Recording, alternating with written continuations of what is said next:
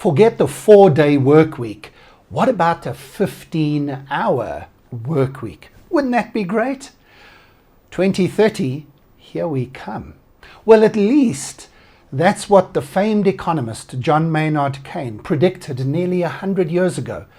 In 1930, he had done some calculations, or at least predictions, saying that by the year 2030, we would only need to work 15 hours a week in order to earn enough money in order to live a really comfortable life.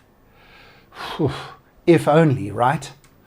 Back in 1930, things had been changing very rapidly in the workplace. A few years earlier, the Ford Motor Company had become the first major global company to shift to a 5-day work week. Up until that point, almost all major companies had a 6-day, 10-hour-a-day work week. And it was Henry Ford who, under pressure from smaller companies and a few unions, had begun to investigate what actually the most optimum performance would be in his factories. And he had a look at working 24-hour shifts and 6-hour shifts and 8 and 10 and 12-hour shifts and 7 days a week and all sorts. There was a lot of science involved, and eventually came down to 8 hours a day, 5 days a week as being the most optimal. Optimal in that people didn't get too tired, they didn't make mistakes, they didn't get injured, the quality was the best. And well, I mean, you recognize that formula, right? We're still using it today, even in our offices and with people who work on computers, not in factories. But on the basis of seeing the bump in productivity that Ford Motor Company got, John Maynard Keynes sort of extrapolated that into the future, saying that new technologies and new smart approaches to management would allow us to get more and more productive and therefore earn more and more on a per hour basis, and therefore need to work fewer and fewer hours. That's only one side of the equation. The other side of the equation, and John Maynard Keynes should have known this, is capitalism. And capitalism wanting to squeeze more juice out of us and give more shareholder wealth and dividends to shareholders and bigger bonuses to your boss and a bigger payout to CEOs.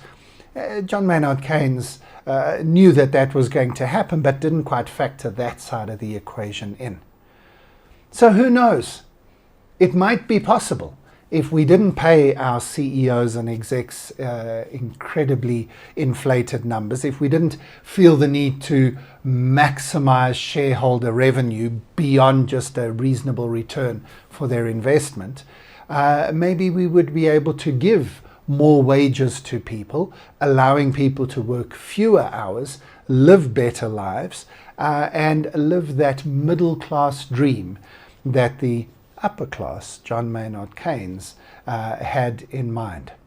So, no, sorry, this ThrowForward Thursday, I'm not making a prediction, because I think until we overturn our current mindset, changing the entire system's view, I don't think we're going to get 15-hour work weeks. But I do think that those companies that realize that we are probably nearing the end of the squeeze of asking people to work longer hours, blurring the lines between work in the office, work and home in the office, and commuting, giving people technologies which means they're always in touch. You never have a free time, even on the commute in your car. We don't take holidays anymore where we disconnect and are not available. And we're going to reach the limit of what we can squeeze out of ourselves and our employees. Something's going to have to change. Maybe. Like Henry Ford, who wasn't a nice guy, but who did the calculations, realized that not only would he get more out of his workers by asking them to work fewer hours, he would also be able to attract and retain a lot more workers by doing it. In other words, it was smart to give our people more space, more time, a little bit more time off. Maybe by 2030, some of the smarter, better companies will have worked that one out for the modern age. Maybe it's not 15 hours a week, but we can't keep doing what we're currently doing. That's my prediction. As always, thank you for joining me on the ThrowForward Thursday studio. I'll see you next week in the future again.